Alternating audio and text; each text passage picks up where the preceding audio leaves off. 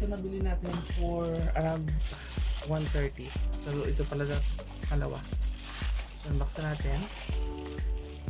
This one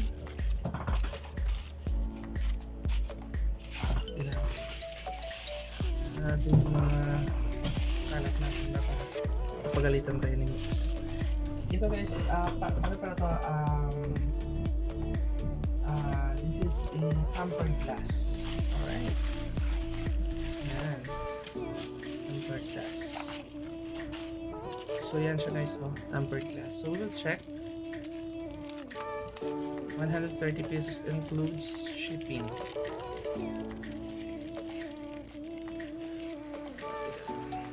Dalawa. Oo ba? Isa lang. Isa lang yung nabili ko, pero I think yung binigay nila dalawa. Yan. Yan guys. Yan.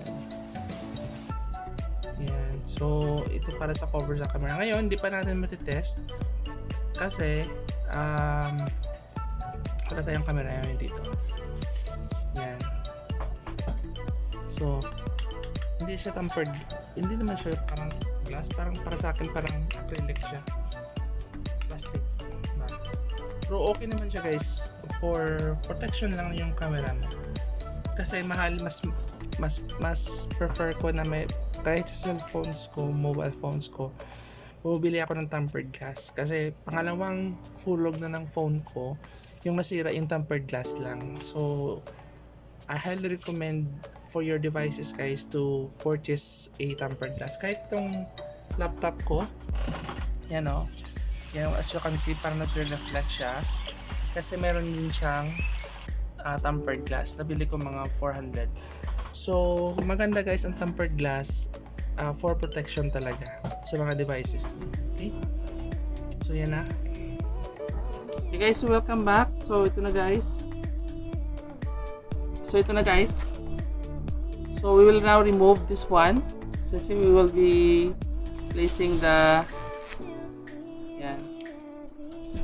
we will be placing the protective cover. Yan.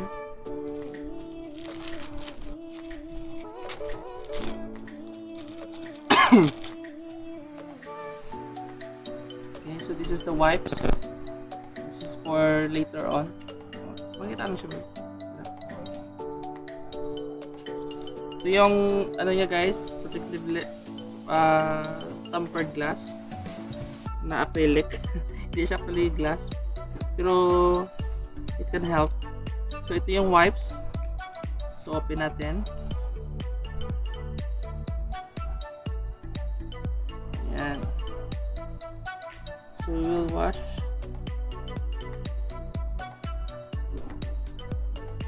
Parang may plastic pa siya na iwan.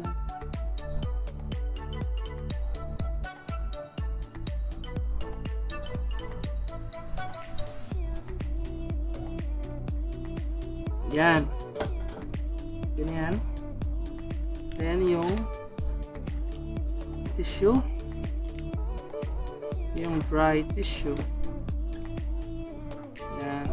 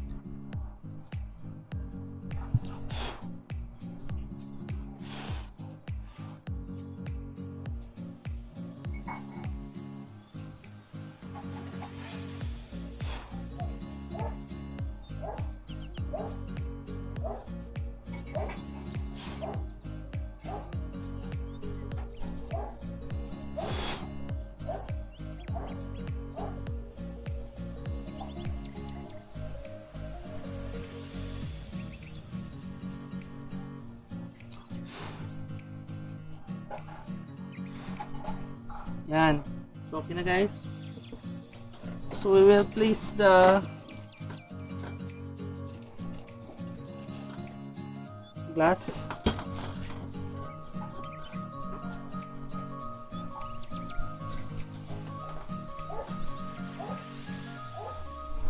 Yan. Kita lang ba yun? So this is how you put it, guys. Level up mo lang, i-level mo lang yung dito.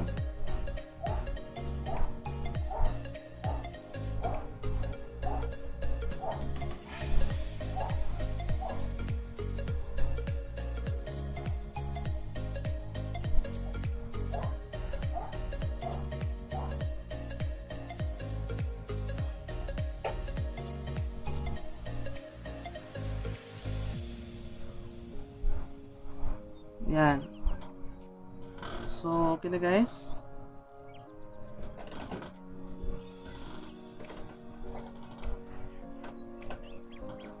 So, ito na yung glass. So, maganda talaga siya guys for protection. Yan. Okay. So, that's it guys for the glass. Okay, so our next test, next video, please.